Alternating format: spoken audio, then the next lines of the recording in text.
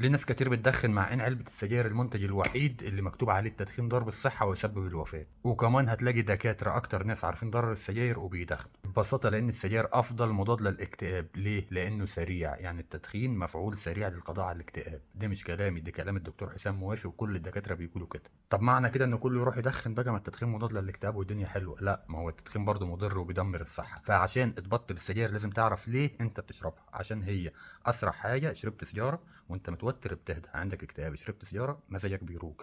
طب العلاج ايه؟ قبل ما تعرف العلاج لازم تعرف انت تدخين ادمان ولا عاده. ببساطه التدخين ادمان مش عاده. ليه؟ اي حاجه بتاثر في الدم بنسبه فهي ادمان. فعشان تبطل التدخين في اختراع لذيذ اسمه تيكيتات نيكوتين زي دي كده. التيكيتات دي بتيجي في علبه زي دي، وهي بيكون سعرها قريب من السجاير. بتجيب الباكت بتفتحه وبتحط اللزقه. انا عن تجربه بستخدمها بقالي 3 ايام. كنت بشرب في اليوم 30 سجاره، دي تالت يوم بشرب في اليوم حوالي 10 سجاير وبقلل. جربوها وهتدعوا لي.